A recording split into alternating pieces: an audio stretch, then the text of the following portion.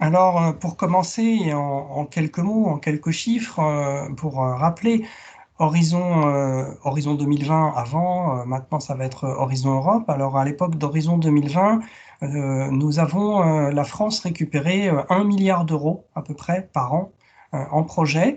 Donc, vous voyez que c'est un flux financier qui est très important pour le secteur recherche, innovation en France. Et ce flux financier, bien sûr, qui alimente ces programmes, il vient des projets et les projets, donc, comme je le disais, ils sont expertisés. En France, nous avons eu sur l'ensemble du programme Horizon 2020 9000 projets français financés, évidemment bien plus qui ont été soumis, mais néanmoins 9000 projets, c'est quand même assez conséquent en 7 ans. Vous voyez que ça fait quand même plus de 1000 projets par an. Ça veut dire aussi que la Commission européenne, pour expertiser ces projets, doit recruter massivement des experts, 26 000 par an, nous a dit la Commission européenne. Alors ça dépend évidemment un petit peu, c'est l'ordre de grandeur, hein, ça dépend des périodes, mais vous voyez que c'est assez massif. Dans ces 26 000, il y avait environ 8,4% d'experts français. Alors c'est bien, mais on peut mieux faire, hein. Il faut se rappeler que la France contribue à hauteur de à peu près 14% au budget de l'Union européenne, qu'on a vocation à en récupérer à peu près la même somme d'argent en retour, et que du coup, en nombre de projets, on est en nombre de projets soumis, en nombre de projets financés, en flux financier qu'on récupère, on est au-dessus de 8%. Donc on peut estimer qu'en termes d'expertise, la France pourrait avoir également plus d'experts. Et ça ne tient qu'au fait qu'il y ait plus de personnes qui s'inscrivent dans la base de données comme experts évaluateurs et qui souhaitent participer pour devenir expert. Et c'est bien le but aujourd'hui de ce webinaire, d'essayer de vous faire comprendre les enjeux. Alors la note positive, autant le dire tout de suite, hein, c'est qu'il y a un énorme taux de renouvellement des experts chaque année, de l'ordre d'un tiers. Donc c'est vraiment conséquent parce que ça veut dire à la fois que pour les experts qui sont déjà dans la base et qui travaillent bien, qui fonctionnent bien avec la commission, et on en reparlera avec nos deux invités, pourront donc continuer leur travail d'expertise s'ils le souhaitent, bien sûr. Mais en même temps, il y a une grande possibilité pour les nouveaux entrants de venir. Ce n'est pas un club fermé, tout au contraire. 30%, c'est un turnover phénoménal à l'échelle de l'Union. Et donc, tout le monde a ses chances, pour peu de bien s'y prendre, de le faire de la bonne façon. Et c'est ce qu'on va essayer de voir tous ensemble. Sur, euh, sur l'expertise elle-même, pourquoi devenir expert évaluateur? On va en parler, hein, mais en quelques mots, d'abord, c'est mieux comprendre le processus d'évaluation des projets. Et donc, si vous avez pratiqué de l'expertise de projet européen et que après vous décidez vous-même de rejoindre un projet européen, soit comme partenaire, soit même comme coordinateur, eh bien, je pense que lorsque vous avez acquis cette expérience d'expertise, vous comprenez mieux les attendus et donc vous avez plus de chances ensuite d'avoir un projet, votre projet qui sera retenu, identifié par d'autres experts et financé. Donc d'abord, c'est un gain en compétences. Après, c'est aussi, vous êtes au cœur des meilleurs projets de recherche qui se passent en Europe, et si j'étais un petit peu grandiloquent, je dirais dans le monde entier, hein, puisque c'est le plus gros programme de recherche et d'innovation du monde, hein, Horizon Europe, 95,5 milliards d'euros, rappelons-le. Donc, vous avez accès aux meilleurs projets de recherche du moment, évidemment. Et puis, en plus, c'est vous qui allez décider lesquels sont les meilleurs. Donc, c'est quand même une motivation assez intéressante. Ensuite, acquérir des nouvelles connaissances sur des domaines variés. Alors, il faut bien voir que de plus en plus de projets ont des dimensions un peu transverses, pluridisciplinaires, multidisciplinaires, que par ailleurs, vous allez travailler avec des collègues qui ont des profils différents du vôtre. Et donc, dans ce travail, dans ces panels, eh bien, vous allez vous enrichir tout simplement et monter en compétences professionnelles. Donc, c'est jamais perdu et c'est même très intéressant. Bien sûr, c'est avoir un contact privilégié avec la Commission européenne, car quand vous faites l'expertise de projet, vous n'êtes pas abandonné par la Commission, vous êtes encadré par la Commission. Donc, il y a les responsables de la thématique ou des appels dont vous vous occupez qui vont directement vous contacter, c'est même eux qui vous choisissent. Mais après, il y a toute une équipe, la Commission européenne, il y a tout un staff qui sont là pour vous conseiller, pour vous expliquer ce qu'on attend de vous, pour vous soutenir, pour répondre à vos questions. Et donc, ces échanges que vous les avez au cœur de l'administration même de la Commission européenne. Et ces échanges, après, ils restent, les gens, vous les connaissez. Et ensuite, éventuellement, ils peuvent vous contacter pour d'autres questions d'expertise ou de prospective. qui vous mettent du coup dans les réseaux de la Commission européenne. Vous savez, cette espèce de forteresse impénétrable vue de l'extérieur, en réalité, eh bien, il est tout à fait possible de se construire un réseau à l'intérieur, de rencontrer les gens, à condition de jouer le jeu et de participer. Et c'est une très bonne façon d'y arriver et qui peut vous servir ensuite, par la suite, au-delà de la période d'expertise. Ça peut servir aussi à se créer des réseaux de partenaires à l'échelle européenne, tout simplement parce que vous allez rencontrer des collègues qui sont intéressants, parce que vous allez voir des institutions ou des partenaires dans des projets et vous dire ah mais ceux-là ils ont l'air très très bons, c'est les meilleurs de leur catégorie. Si un jour je monte un projet, je le ferai avec eux. Bah, vous êtes au cœur des choses et donc c'est tout à fait intéressant pour toutes ces raisons. Alors comment devenir expert évaluateur? En quelques mots. Tout commence évidemment par le fait d'aller sur le portail de la Commission européenne. Alors on a mis l'adresse ici. Rassurez-vous, cette adresse elle est également sur le site internet horizoneurope.gouv.fr. Dans la page devenir expert évaluateur, il y a un clic à faire. Vous arrivez sur le portail de la Commission européenne. Là, vous créez un compte, comme tout le monde, c'est assez simple. Et ensuite, il y a des rubriques à remplir. Alors, la bonne nouvelle, c'est qu'il n'y a pas de date limite. Vous pouvez le faire quand vous voulez. Il n'y a ni heure ni date limite. C'est tout le temps ouvert puisque la Commission recrute des experts en permanence et que par ailleurs, ça durera pour la totalité du programme. Donc, si vous inscrivez aujourd'hui ou demain, eh bien, jusqu'en 2027, votre nom restera dans la base de données, sauf si vous décidez de ne plus y être. Et donc, ce n'est pas du travail perdu, au contraire. Et moi, j'ai mis compter 1 heure à peu près. Bon, ça dépendra un petit peu du temps qu'il vous faut, peut-être un peu plus, mais en tout cas, en gros, en 1 heure, vous pouvez avoir rempli un profil. Peut-être que vous voudrez l'affiner par la suite, ce qui est possible. Parce que quand votre profil est publié, rien ne vous interdit, et c'est même conseillé au contraire, de modifier ce profil en fonction des appels qui vont sortir, en fonction de l'évolution de votre carrière, de votre expertise et de vos compétences. Donc, c'est vraiment une situation où il n'y a pas de stress, puisqu'il n'y a pas de date limite, mais il faut être rigoureux quand même dans ce qu'on fait si vous voulez ensuite être sélectionné. Alors, il y a un délai variable de sélection, bien sûr, puisque la Commission européenne va chercher des experts en fonction des appels qui sortent et donc des profils dont ils vont avoir besoin. Donc, s'il y a un appel qui sort qui est lié au profil auquel vous correspondez, vous avez des chances que les responsables à la Commission cherchent dans la base de données, puisque c'est comme ça qu'ils font, en utilisant des mots-clés. Hein. Il y a 20 mots-clés autorisés par profil, et éventuellement tombent sur votre profil et vous contactent.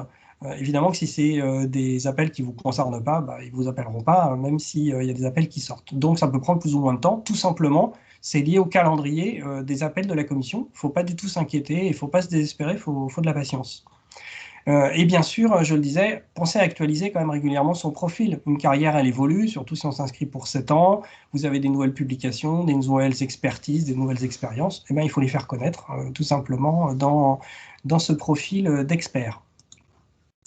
Alors les profils recherchés, on va y revenir un petit peu après avec nos invités, mais typiquement, et vraiment ce qu'on peut mettre en numéro 1, c'est une forte expertise dans le domaine recherché. Alors c'est peut-être une lapalissade de dire ça, hein, mais on veut des experts qui ont une forte expertise. C'est vraiment important, c'est le critère numéro 1 et c'est ce qu'il faut mettre en avant lorsque vous allez remplir votre profil. Montrer que dans votre domaine d'expertise, vous êtes incontournable et que vraiment s'ils veulent avoir quelqu'un, ils ont besoin de vous. Il faut savoir, bien sûr, évaluer des projets issus de domaines transversaux parce que de plus en plus, les panels d'évaluation sont composés avec des gens, avec des personnalités diverses, des compétences diverses, et les projets eux-mêmes regrouperont ces compétences diverses. Donc, il faut aussi que vous soyez en capacité de vous adapter et donc de démontrer à la commission que si vous êtes confronté à cette situation, vous êtes la personne qui saura le faire. Alors, il faut une bonne maîtrise de l'anglais. Ça veut dire bonne maîtrise de l'anglais. Ça ne veut pas dire que vous devez être anglais natif. Hein. Tout se fera en anglais. Les projets sont rédigés en anglais. L'expertise se fera en anglais. Les discussions de panel se feront en anglais. Et les rédactions des comptes rendus se feront également en anglais. Donc tout est en anglais. Mais en même temps, il faut que vous soyez suffisamment fluide pour être capable de discuter avec des collègues en réunion ou en visio comme en ce moment en anglais. Ça ne veut pas dire non plus qu'on vous demande d'être expert de littérature ou parfaitement bilingue. Dites-vous que les autres sont comme vous. Après, ceux qui ont un très bon niveau d'anglais souvent vont plus facilement être désignés comme rapporteurs. Néanmoins, on ne vous demande pas d'être parfait, d'avoir un accent irréprochable, etc. On vous demande d'être capable de vous faire comprendre et de comprendre ce que disent les autres, et puis surtout, évidemment, de comprendre ce qui est écrit dans les projets qu'on va vous soumettre. Voilà. Mais donc, prenez pas ça comme un obstacle. Si vous êtes suffisamment à l'aise pour lire les appels qui sont publiés par la Commission européenne, je pense que c'est bon, vous avez le niveau. Il y a un objectif de parité, donc les femmes sont très recherchées, évidemment, il y a plus d'hommes que de femmes actuellement, donc c'est un atout, bien sûr, il ne faut pas se censurer, au contraire, il ne faut pas hésiter à candidater, à remplir des dossiers. Il y a aussi des profils de type industriel ou business qui sont recherchés, il y en a moins que les académiques, mais là pour le coup, ça sera plutôt à discuter dans l'autre webinaire. Et on a besoin d'experts et d'expertes du coup français, parce qu'il y a la recherche par la Commission européenne d'une forme d'équilibre entre les États membres. Alors, il n'y a pas d'obligation juridique ou autre, mais la Commission est bien consciente qu'elle ne pourrait pas prétendre que l'expertise est, disons, équitable et juste si tout le monde était issu des mêmes secteurs, des mêmes parties de l'Europe ou des mêmes pays ou que sais-je. Donc, ils font très attention à ça et donc évidemment, si on prétend avoir une grande quantité d'experts français qui sont sélectionnés, il faut qu'il y en ait une grande quantité qui soit dans la base de données et c'est un atout pour les Français, même si on est nombreux, on a besoin de Français pour l'expertise. Alors on a regardé un petit peu ce qui s'était passé dans l'expertise qui vient d'avoir lieu sur le Green Deal. Il y a eu un appel Green Deal en juillet dernier qui était sorti et donc on a reçu des comptes rendus d'expertise. Alors ils sont confidentiels, donc je ne vais pas vous les montrer, mais par contre on peut en tirer des leçons à la lecture de ces comptes rendus d'expertise de l'appel Green Deal. Et puis parce que c'est ce qu'on a de plus actuel, donc c'est intéressant. Donc ce qu'on peut en tirer, c'est que les panels avaient environ 5 à 6 experts par panel, plus un rapporteur. Donc un panel, c'est le groupe des experts qui a expertisé les mêmes projets. Et c'est la commission qui décide de la ventilation des experts par panel et de la ventilation des projets par panel. Dedans, il y avait à nouveau environ 30% de nouveaux experts. Donc vous voyez que ça confirme, hein, on est vraiment dedans, avec des profils complémentaires et variés. Et la commission a vraiment fait attention à ça, de façon à ce qu'elle soit sûre que dans un panel d'experts, elle puisse couvrir tous les champs dont on peut avoir besoin quand on regarde les projets. Il y avait jusqu'à 44% de femmes selon les panels, ça dépendait. 18% des experts parlaient un anglais natif, donc ça veut dire quand même que tous les autres, c'est pas le cas, hein. Alors quelque part, peut-être on pourrait se dire c'est presque une surreprésentation, puisque maintenant l'anglais natif dans l'Union européenne, il n'y a plus que l'Irlande.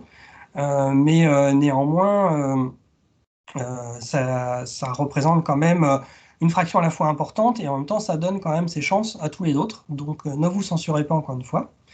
L'employeur des experts, rapidement, alors ces chiffres sont peut-être pas super précis, mais il y avait à peu près un tiers du privé, un gros tiers d'universitaires, une quinzaine de pourcents d'organismes de recherche. Vous savez que les organismes de recherche, il y en a en France, en Allemagne, il n'y en a pas forcément partout. Dans beaucoup d'autres endroits, c'est plutôt des établissements d'enseignement supérieur qui font la recherche. Mais bon, ça donne une idée de la ventilation. Un jour payé, c'était à peu près un jour payé par projet évalué. Alors, ça dépendait un peu des panels. Il y en a, c'était à peu près ça. Il y en a, ils avaient donné un petit peu moins d'un jour par projet, ce qui était un peu lourd d'après certains. Il y avait aussi des jours payés pour les réunions de consensus, c'est-à-dire que votre travail ne s'arrête pas évidemment à évaluer les projets. Il y a toutes les réunions de consensus que vous aurez avec vos collègues, on pourra en parler après. Et du coup, elles sont payées évidemment aussi. Lorsque ça se passe en présentiel à Bruxelles, on vous paye aussi tous les frais qui vont avec, c'est-à-dire hébergement, transport, repas, etc. La commission vous paye tout ça de manière suffisamment généreuse pour que vous n'ayez rien à payer de votre poche. Donc c'est quand même assez confortable. Là, évidemment, tout s'était fait à distance, mais a priori, ça ne va pas forcément toujours être à distance parce qu'il y a quand même beaucoup de gens qui ont trouvé que les réunions en Zoom ou autre, ou en Teams pendant 8 heures pour discuter des projets, c'était quand même pas facile. Et il y avait environ, alors ça dépendait des panels, 8-10 projets évalués par expert. Ça veut dire autant de jours de travail à considérer, plus les journées de réunion de consensus. Alors, après cette présentation que j'espère rapide, je voudrais surtout passer la parole à nos deux experts évaluateurs, hein, qui ont l'avantage d'avoir participé concrètement à ces expériences d'évaluation. Je voudrais donc inviter Alain Bourmeau de l'Université de Bretagne Sud et puis Gaël Le Goff, pardon, de l'INRAE à prendre la parole, à allumer leur micro. Et puis nous allons pouvoir répondre à un certain nombre de questions que vous auriez et puis que je vais regarder dans le chat. Voilà. Est-ce que vous pouvez allumer vos micros, s'il vous plaît? C'est fait normalement. Oui, bonjour. Moi, je suis Parfait. désolée, il y a un bruit de fond, mais ils ont décidé de faire de la soufflerie dehors, en dehors du labo. D'accord, bah, ça arrive des fois. Bon, bah, merci, bienvenue. Donc, peut-être dans un premier temps et en quelques minutes, vous pourriez, on va commencer par vous, Gaël Le Goff, présenter un petit peu votre parcours et puis dire comment vous en êtes arrivé à ces missions d'expertise. Ok.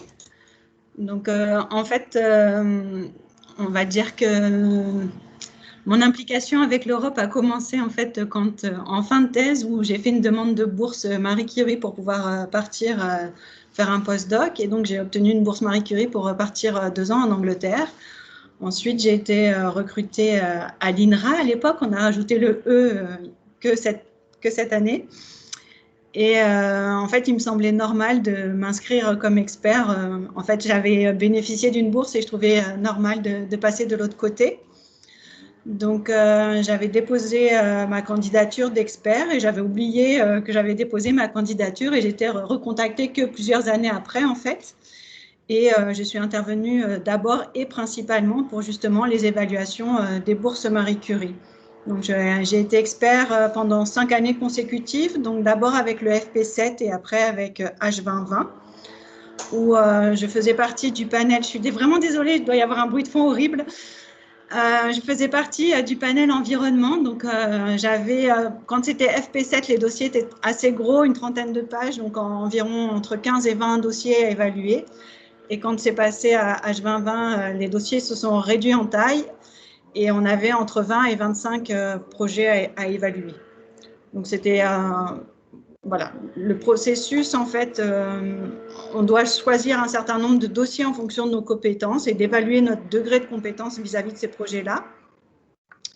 Et ensuite, la commission nous attribue les projets en fonction de notre niveau d'expertise. Ensuite, je suis aussi intervenue, en fait, j'ai été aussi contactée par l'Union européenne pour évaluer un projet ERC, Advancing Grant, et également pour un autre programme de postdoc, en fait, qui était financé par l'Europe, qui s'appelait Eurotech Postdoc. Voilà rapidement mon implication en tant qu'experte pour l'Europe. Merci beaucoup. Je vais Donc, couper mon micro quand je ne parle pas, oui, parce que sinon c'est infernal. oui, on a entendu un petit peu, effectivement. Alain Bourmeau, est-ce que vous voulez dire un petit mot sur votre parcours? Oui, merci Olivier, bonjour à tous.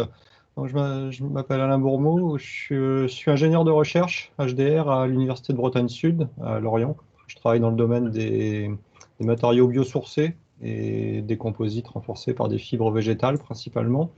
De mon côté, je me suis inscrit sur la liste des experts en 2017 pour plusieurs raisons. La principale, c'était avant tout de connaître l'envers du décor, un petit peu comme vous l'avez dit, Olivier, tout à l'heure, pour voir comment les projets étaient évalués et quels étaient les principaux critères pris en compte, puisque à ce moment-là, j'étais impliqué dans des montages de projets et je trouvais que c'était très instructif de voir en parallèle l'envers du décor pour maximiser les chances de réussite. Depuis, j'ai évalué, un peu comme Gaël, plusieurs types de projets. À 2 reprises, plusieurs séries de projets Marie Curie.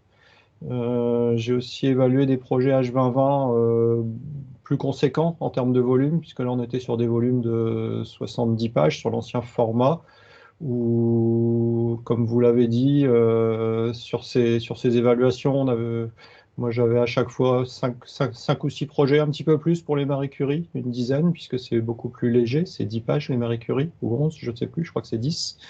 Et les autres projets que j'ai évalués sont aussi des projets H2020, mais plus petits, sur des projets en deux tours, où là j'ai évalué les projets au premier tour. Et j'ai aussi fait une expertise à mi-parcours l'année dernière d'un projet BBI. Donc BBI, c'est Bio-Based Industry. Et là, l'idée, c'était de comparer l'avancement du projet en se basant sur les rapports des partenaires et du porteur avec ce qui avait été défini au début du projet. Donc là, c'était un petit peu différent. L'idée de cette expertise n'était pas de donner le feu vert ou pas à un projet, mais de vérifier que les engagements des porteurs étaient tenus tout au long du projet. Voilà, je ne vais pas monopoliser plus la parole. Je pense qu'il y aura des questions après. Merci. Oui, merci beaucoup justement. Alors, je vais d'abord prendre les questions qui défilent dans le chat et puis j'en avais noté quelques-unes. Donc, la première question que je vois, c'était Tristan Tomen qui nous demande s'il est nécessaire d'avoir décroché un financement en tant que chercheur pour prétendre devenir expert évaluateur. Alors, qu'est-ce que vous en pensez? Parce qu'en fait, vous avez cette expérience, mais a priori... En ce qui me concerne, non. Moi, je n'avais pas décroché de projet avant. Bon, enfin, en tout état de cause, je pense pas. Je pense que c'est vraiment une recherche par mots-clés en fonction de votre expertise, pas spécialement le fait que vous ayez obtenu des financements. Enfin, clairement, quand j'ai évalué les bourses Marie Curie, je pense pas que tous les experts avaient eu une bourse Marie Curie avant ça, donc non. Non. Très clairement, c'est vraiment le profil que vous allez présenter dans votre formulaire. Alors, il y a une autre question qui nous demande s'il faut remplir, si pour s'inscrire, il faut remplir le formulaire en français ou en anglais. Alors, très clairement, c'est en anglais, hein, la langue d'inscription. Globalement, de toute façon, dans le programme Horizon Europe, les projets sont en anglais et donc il faut vous inscrire en anglais. Je veux dire, si vous partez avec l'ambition d'aller parler en français, ça vous disqualifiera de toute façon. À un moment donné, vous ne serez pas retenu, quoi. On a une autre question qui nous dit combien de jours en moyenne faut-il pour évaluer un projet? Alors, qu'est-ce que vous en pensez? Alain, peut-être? C'est très variable parce que un projet Marie Curie, par exemple, c'est petit, donc ça va plutôt se compter en heures qu'en jours. Mais si je reprends l'exemple du dernier projet que j'ai évalué à mi-parcours, là, c'était très très lourd. J'ai dû recevoir des rapports qui représentaient 500 ou 600 pages peut-être au total. Et là, c'est pas une histoire de jours, mais plutôt de 1 ou 2 semaines sur ce genre de projet. Ouais. Donc c'est difficile de répondre, ça dépend vraiment. Je ne sais pas ce que vous en pensez, Gaël, mais c'est vraiment au cas par cas. Oui, c'est vraiment très variable, quoi. Mais a priori, et pour donner une indication, normalement la Commission européenne, elle a estimé un nombre de jours qui correspondent au projet qu'elle vous Oui. envoie, parce que faut le rappeler quand même, peut-être que tout le monde ne le sait pas, et je ne l'avais pas mis dans le PowerPoint, mais c'est payé. C'est-à-dire que donc la Commission européenne a décidé du nombre de jours dont elle pense que ça correspond à l'évaluation que vous faites, et elle va les payer ces jours-là. Oui, c'est parfois, au regard de mon expérience, c'est parfois bien estimé. Les estimations sont souvent parfois un peu sous-estimées aussi. Dans plusieurs cas, j'ai mis plus de temps que l'évaluation. Alors, je travaille peut-être pas assez vite, hein, mais j'ai plutôt tendance à penser que c'est un petit peu sous-estimé, mais ça reste raisonnable. Oui, je pense clair. Enfin, en tout cas, moi, pour les bourses Marie Curie, je passais beaucoup plus de temps que ce qui était indiqué. Hein. Donc, c'est quand même, il faut vraiment être disponible à un moment donné. Et enfin, moi, je faisais plus que ça, quoi. Quand je commence à évaluer, il n'y a pas moyen de gérer son travail de labo en dehors d'évaluer les dossiers. Donc, c'est quand même quelque chose qu'il faut prendre en considération. C'est quand même quelque chose qui est consommateur de temps. Si vous voulez le faire comme il faut, ça prend du temps. Il ne faut pas que la rémunération soit le moteur, parce que on passe souvent quand même, comme vous le dites, plus de temps que ce qui est chiffré. Voilà. Bon, mais en même temps, puisque en tant que chercheur, enseignant-chercheur, ingénieur de recherche, vous êtes amené aussi à faire de l'évaluation dans un tas d'autres situations, d'être référé pour des publications, par exemple, et ces tâches qui prennent aussi du temps et qui sont extrêmement importantes, celles-là, en général, sont bénévoles. Donc, quelque part, la commission sous-estime un peu, je l'entends, mais en même temps, pour une fois, vous êtes quand même payé, quoi. Donc, ce qui est toujours intéressant, même si je comprends que ça va pas être la priorité. Après, typiquement, une mission va vous engager, une mission, si on comprend les jours d'évaluation, puis les jours de discussion de panel, l'ordre de grandeur, ça serait quoi que vous donneriez? Pour un projet Ou si vous vous référez, par exemple, à la dernière séquence d'expertise que vous avez pu faire, combien de jours ça vous a mobilisé au total, par exemple, en groupe, quoi. Lorsqu'il y a un panel à Bruxelles, c'est quasiment une semaine. Dans mon cas, les 2 fois, c'était 4 jours. Et l'évaluation des projets en amont, on va dire 2-3 jours peut-être, ou voire un petit peu plus. Mais c'est un peu compliqué de répondre, mais je pense que c'est variable selon la taille des projets. Le dernier projet que j'ai expertisé à mi-parcours, là j'avais compté, j'avais passé une 60aine d'heures à peu près. Ce qui est conséquent quand même. Ouais. Et vous, Gaël, vous avez une... Pareil, c'est variable, c'est vraiment en fonction en fait de type de projet. Pour le RC, ça a été quelques jours et voilà. Mais mes dernières expériences de Marie Curie, quand il y avait entre 20 et 25 dossiers à évaluer, c'était plutôt 2 semaines pour évaluer les projets, plus la semaine de présentiel à Bruxelles, quoi. D'accord. Alors, on a une autre... C'est très variable en fonction du type de projet évalué. Voilà, mais de toute façon, c'est plus ou moins convenu dès le départ avec la commission. C'est-à-dire que quand vous partez sur une mission d'expertise, vous savez à peu près sur quoi vous vous engagez. Ça ne se définit pas au fil de l'eau, a priori. Oui, on signe un contrat et tout est clair dans le contrat. Tout est précisé. Voilà. Et Donc, on sait quelle semaine on sera pris à l'avance. Enfin, tout est planifié et planifié longtemps à l'avance. Donc, on peut s'organiser et gérer voilà. ça correctement. Il faut quand même Je crois que souligner que c'est extrêmement bien organisé. Il n'y a pas de place au hasard ou à l'incertitude. C'est très très bien calé au niveau administratif et organisationnel. D'accord. Alors, il y a une question, mais en fait, je vais y répondre. C'est peut-on s'inscrire comme expert indépendant ou comme représentant d'une société privée? Est-ce qu'on peut s'inscrire avec 2 identités à la fois? Alors, il y a 2 choses. D'abord, on ne peut pas être inscrit sous 2 identités ou 2 fois, hein. Il y a un profil qu'on définit. L'expert, il est recruté individuellement. On ne recrute pas sa société, on recrute l'individu. Donc, quand vous remplissez votre profil d'expertise, vous indiquez ce que vous voulez dedans, mais c'est à vous de faire le choix. C'est comme ça que ça se passe. On cherche des experts pour leur profil. Alors, il y a une autre question qui est fléchée pour Gaël Le Goff, donc je vous la lis. Pourquoi pensez-vous que vous avez été contacté plusieurs années après votre inscription et pas juste après? Doit-on gagner en visibilité dans la communauté ou avoir un profil plus étayé sur la plateforme? Alors, ça ne va pas être un profil plus étayé parce que sincèrement, j'avais oublié que j'avais mis mon profil, donc je n'ai pas mis à jour mon profil. Donc, clairement, ce n'est pas par rapport au fait que j'avais plus d'expérience. Je pense que voilà, je devais correspondre à ce qu'ils avaient besoin. Alors, est-ce qu'il manquait de femmes peut-être? Après, j'étais dans le panel environnement et en fait, donc c'est structuré en panel en fonction des disciplines. Donc, moi, je suis biologiste moléculaire, donc j'aurais pu intervenir en fait dans tout ce qui est sciences de la vie. Mais en fait, dans le panel environnement, il y a quand même beaucoup de enfin, personnellement, je travaille sur les insectes et donc il y a quand même beaucoup de projets qui sont en lien avec ces thématiques insectes dans le panel environnement et il n'y a peut-être pas tant de personnes que ça qui ont ces compétences. Et donc, je pense que c'est plutôt pour ça, mais pas le fait en fait que j'ai acquis en compétences ou en expertise. Et du coup, on peut le prendre comme un message d'espoir, hein. Ça veut dire que inscrivez-vous dans la base de données des experts. Vous voyez elle est bien faite et elle conserve les coordonnées. Et donc, vous pouvez tout à fait vous inscrire maintenant et puis vous armer de patience. Vérifiez quand même que l'email que vous avez indiqué est toujours bon. Et puis voilà, vous pouvez très bien être appelé un peu plus tard. Alors, il y a une autre question. Je vais y répondre parce que c'est assez simple. Est-il nécessaire qu'aucun chercheur appartenant à votre organisme ne postule à l'appel que vous avez évalué? Alors, en fait, non, hein. La question du conflit d'intérêts, elle est vraiment discutée par la Commission européenne au moment où elle sélectionne les experts. Sinon, je vais vous prendre un exemple, hein. Au CNRS, ça sera même plus possible, quoi. On pourra avoir 0 expert vu la taille de l'organisme, ou au CEA ou d'autres, ou les établissements de grande taille. Donc, en fait, la question du conflit d'intérêts, elle est jugée par la Commission européenne directement. Elle est traitée très sérieusement.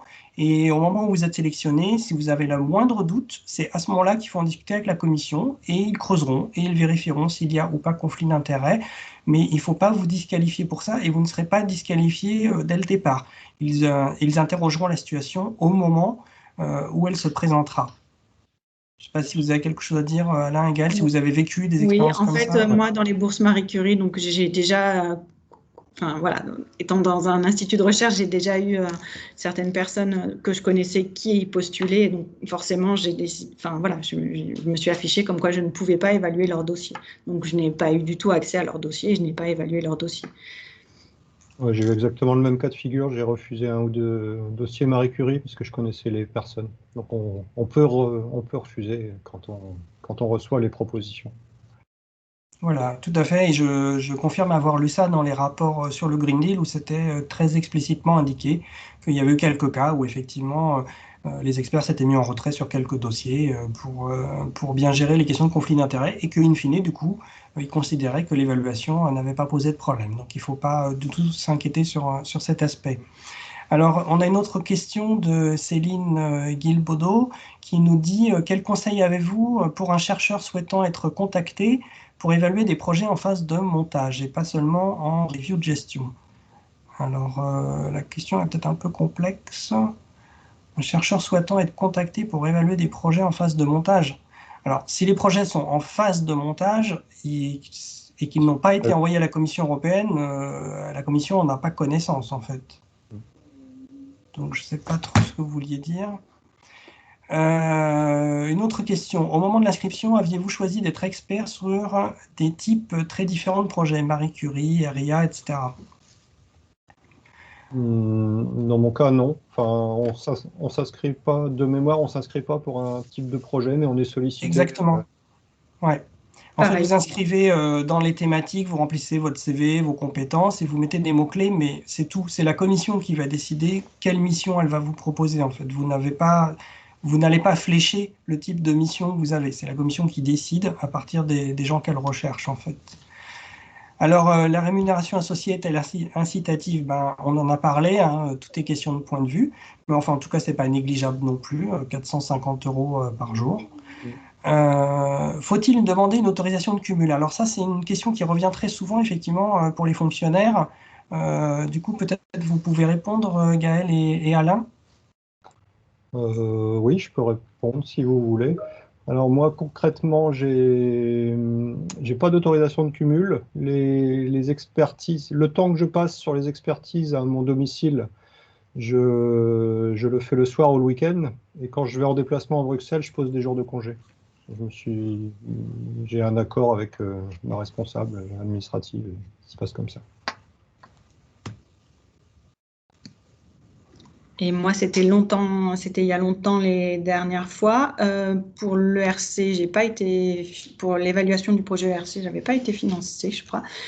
Et pour les bourses, l'évaluation des bourses Marie Curie, oui, j'avais fait une demande de cumul.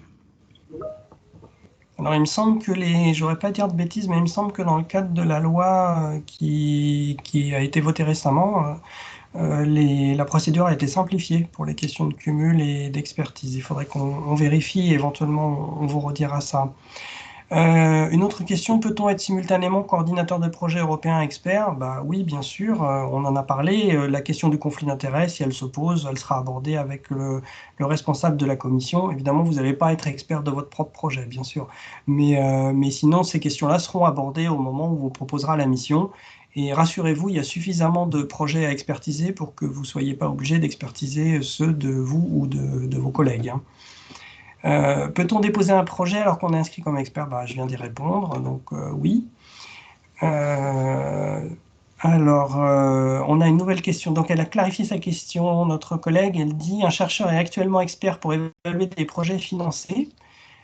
Comment faire pour qu'il soit contacté pour évaluer des propositions déposées? Bah, en fait, c'est comment faire tout court pour être choisi comme expert finalement, parce que la commission, elle regarde les profils. Alors du coup, est-ce que Gaël, on a bien compris que vous avez écrit votre profil et puis finalement vous n'y êtes pas trop revenu et on vous a quand même choisi.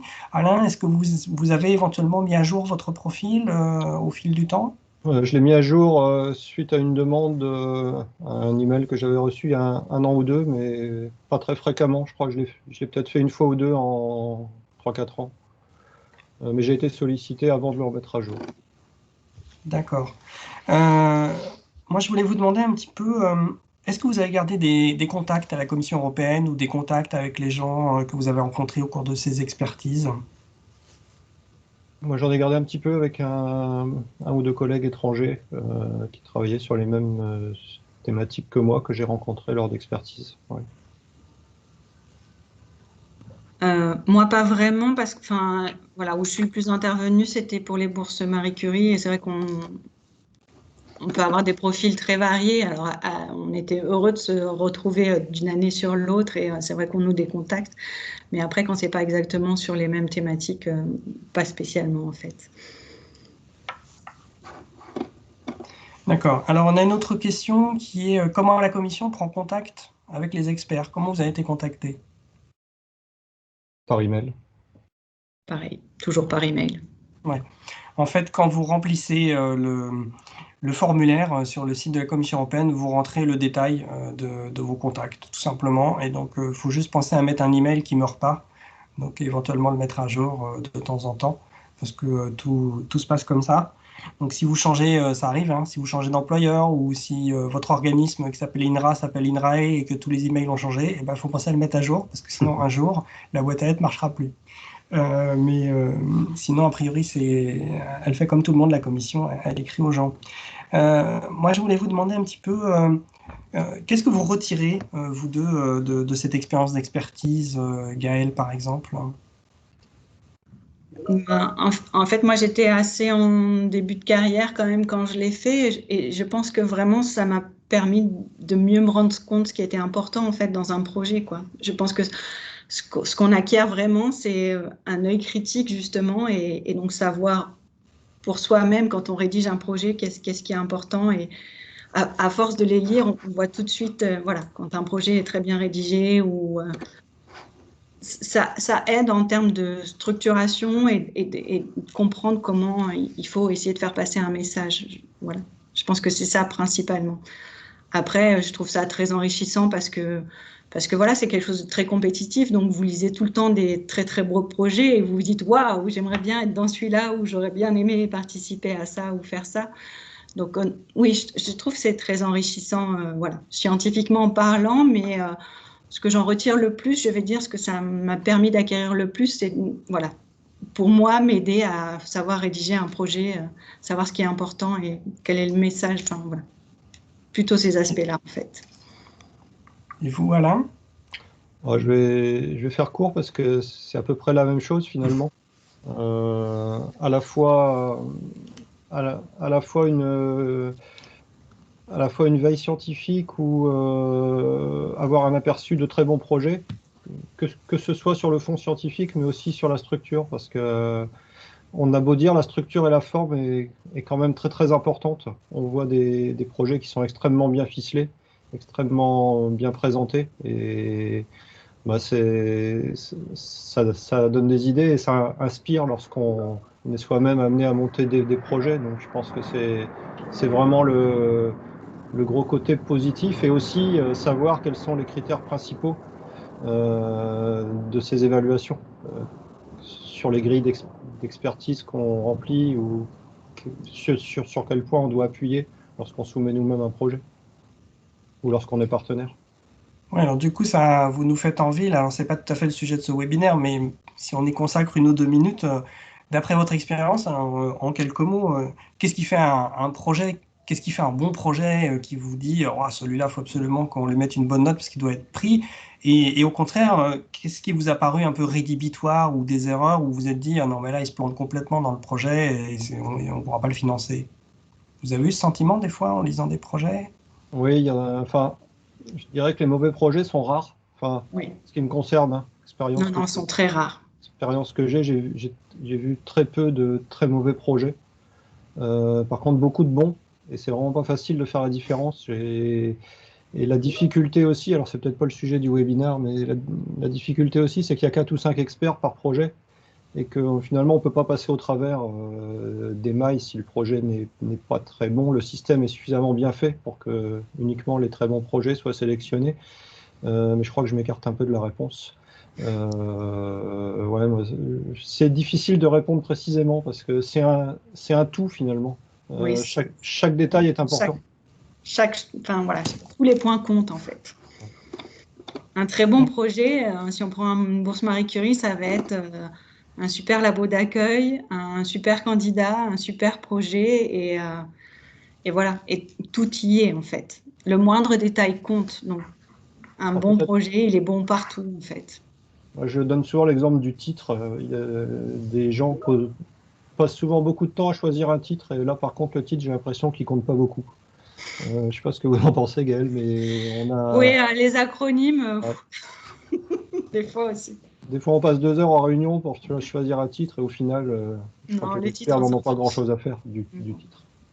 D'accord, bah, ça fera un petit point qu'on retiendra, passer plus de temps dans la rédaction du projet Ouais, je que dans pense, le titre. je pense que ça va être... On a encore des questions qui défilent. Alors, il y en a une qui nous demande, est-ce que le travail de review dans des journées au comité de lecture vous a aidé pour le travail d'évaluation? J'ai presque l'impression que la réponse est dans la question, non? Mm. Ouais, je pense que ça aide pour lire de manière un peu plus rapide, peut-être. Mais Avoir c'est une pas vue le même plus type globale. d'évaluation du tout, Ouais. donc Dans les autres questions qu'on a, alors quelqu'un nous demande est-ce qu'on peut afficher qu'on est inscrit comme expert avant d'avoir été choisi comme expert ou rester discret? Qu'est-ce que vous avez fait, je vous, quand vous comprends êtes... pas la question en fait là. Je ne sais pas afficher auprès de qui, en fait. Alors, les gens de l'Europe insistent vraiment sur la confidentialité. J'ai l'impression que c'est un peu le sens de la question. Ah oui, Mais d'accord. Mhm. quand on va à Bruxelles, par exemple, participer à un panel d'expertise, on nous répète maintes fois qu'aucune information ne doit sortir de la pièce, hein, ce qui est normal. Et on est vraiment soumis à confidentialité, et on n'a pas à parler des projets qu'on a expertisés, bien sûr. Alors, il y a une question qui nous demande, dans votre CV, est-ce que vous aviez indiqué beaucoup de publications ou beaucoup de mots-clés? Alors, les mots-clés, je peux répondre, c'est limité par la commission, il y en a 20 et c'est tout. C'est pas négociable, donc à vous de choisir les bons. Par contre, pour les publications, je vous laisse dire. Je me Ben, demande moi si j'étais en début de carrière, donc j'avais pas non plus une liste de publications monstrueuse. Donc voilà, je pense que ça dépend aussi à quel moment vous êtes de votre carrière, j'imagine. je me demande s'il n'y a pas une limite sur le site pour la liste des publics. Je crois que Je me rappelle plus. j'ai un petit doute, mais je crois que je crois qu'ils nous demandent les publics marquantes, ou soit les 5, soit les 10 plus importantes, je sais plus, mais je suis pas sûr qu'on puisse en mettre autant qu'on veut. Je crois pas.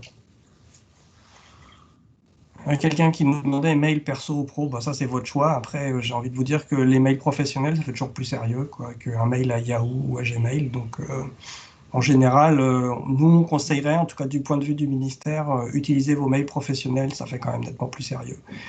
Euh, il y a quelqu'un qui nous pose la question, compte tenu du niveau d'expertise requis, est-ce rédhibitoire d'avoir un profil généraliste? Euh, je J'aurais pense. tendance à dire non, enfin je sais pas. Après, voilà, il y a de plus en plus de projets où on demande une transdisciplinarité et ce genre de choses, donc c'est peut-être plutôt un atout. Ouais. Tout dépend en fait de ce que vous Ouais. appelez généraliste, c'est ça. Si c'est coloré par deux ou trois domaines d'expertise plutôt qu'un seul, sans doute que ça peut intéresser. Il faut voir. Alors, qu'est-ce qu'on a comme autre question? Si je comprends bien, être expert évaluateur est indépendant de la réussite aux appels à projets en tant que postulant. Bah oui, je crois, très clairement, hein. Oui. Qu'est-ce qu'on a d'autre? Bah, je crois qu'on a un petit peu fait le tour des questions, donc j'en ai raté une. Sinon, du coup, moi, je voulais simplement, sur ces questions de l'expertise, vous demander tout simplement, est-ce que vous êtes toujours inscrit dans la base et est-ce que vous avez toujours envie de continuer cette expérience si vous étiez sollicité à nouveau?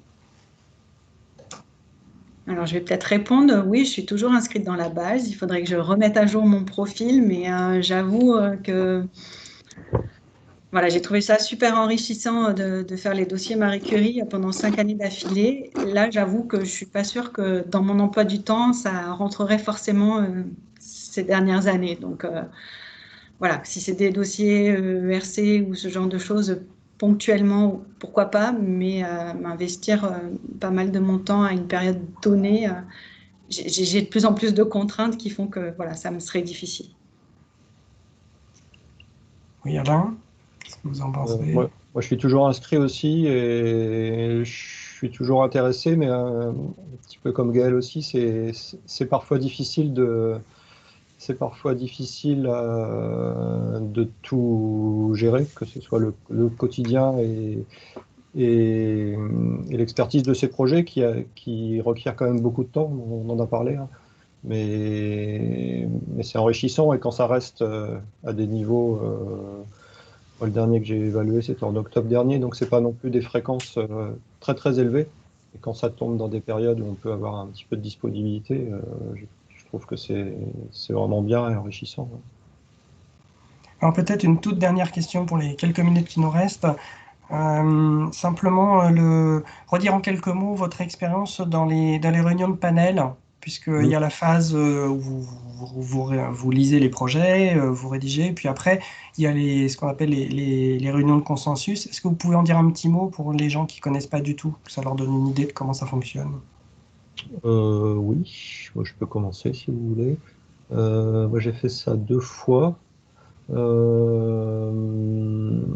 on est regroupé avec les différents experts qui ont travaillé sur les mêmes projets. Donc dans mon cas, on était 6 ou 7 à chaque fois, avec des gens issus de différents pays. Donc juste pour revenir très brièvement sur la langue, il ne faut pas non plus avoir trop de complexes sur votre niveau d'anglais, puisque vous allez discuter avec des anglophones, mais aussi avec des gens qui, comme vous, ne sont pas anglophones natifs, et il faut avoir un niveau d'anglais qui permet de communiquer facilement, mais si vous avez un accent français, un accent italien ou un accent espagnol, c'est pas non plus dramatique, quoi. L'essentiel, c'est d'arriver à s'exprimer et à faire passer ses idées. Donc il y a des premières série de réunions destinées à faire le point sur chaque projet. Donc les gens, on présente tous individuellement le ressenti qu'on a sur le projet, les critiques, les atouts, les points forts et les points faibles des projets. Et ensuite, dans un second temps, toujours avec les mêmes personnes, il y a une deuxième série de réunions d'harmonisation où là, on travaille sur les rapports de consensus dont vous avez parlé tout à l'heure. Donc une personne est désignée pour être le rédacteur de ce rapport consensuel. Ça tourne, hein, comme il y a 5 ou 6 projets et 5 ou 6 experts, mais généralement un expert a un rapport de consensus à faire. Et là, on fait un rapport qui tient compte des opinions de tout le monde, et il y a des discussions qui permettent de se mettre d'accord sur les notes qui peuvent durer très longtemps, parce que parfois les gens ne sont pas d'accord, hein. J'ai eu des réunions où à 15 ou 16 heures c'était fini, et d'autres où c'était plutôt à 20 heures, parce que les gens défendaient assez chèrement leur beefsteak. Donc moi, je l'ai surtout fait en fait pour les bourses Marie Curie, parce que je pense qu'à l'époque, c'était que en présentiel. Donc je sais Ouais. pas forcément, c'est plus le cas, je crois maintenant. Non. Mais donc les bourses Marie Curie sont toujours évaluées par 3 experts. Et donc la semaine qu'on passait à Bruxelles, c'était un marathon en fait de réunions pour chaque projet avec les 3 experts. Donc en général, c'est quelque chose qui se passe assez bien, et voilà, on avait vraiment quelque chose de timé, donc il fallait qu'on se mette d'accord. En général, on a accès au rapport des autres une fois qu'on a soumis le nôtre. Donc il n'y a aucune influence en fait des évaluations faites par les autres experts sur votre expertise à vous, en fait, puisque vous y avez accès que quand vous avez soumis le vôtre, sur lequel vous ne pouvez plus revenir. Et ben voilà, c'est toujours évalué par 3 experts, c'est plutôt enrichissant, et il y a quelques rares cas où ça peut poser problème, et où la commission est là aussi pour aider à gérer si jamais il y a un problème. J'aurais tendance à dire que les projets qui sont vraiment excellents, les 3 experts vont les trouver vraiment excellents, et donc il n'y a pas de souci, et c'est vraiment pour ceux qui sont un petit écran en dessous, on peut avoir des visions différentes, mais on arrive en général à faire un rapport consensus, justement, sans trop de soucis. Et c'est plutôt enrichissant d'échanger avec d'autres experts. D'accord, eh bien écoutez, merci beaucoup pour votre participation, Alain Bourmeau, Gaël Le Goff, et puis toutes les personnes qui étaient connectées. Donc maintenant le webinaire touche à sa fin, et je ne peux dire qu'un mot. Dépêchez-vous de cliquer sur le lien de la Commission européenne et puis inscrivez-vous, hein, dès maintenant. C'est pas la peine d'attendre. Et puis on compte sur vous, hein, puisqu'on espère que grâce à vous, la France sera encore mieux représentée dans les appels à venir. Il y a beaucoup d'argent en jeu, il y a beaucoup d'appels à projets à évaluer, il y a énormément d'appels qui vont sortir dans les mois qui viennent de la Commission européenne. Alors si vous voulez être expert, c'est le moment. Inscrivez-vous, il y en aura pour tout le monde, parce qu'ils vont vraiment avoir besoin de beaucoup de monde. On compte sur vous. Merci beaucoup. Au revoir. Merci. Merci, au revoir. Au revoir.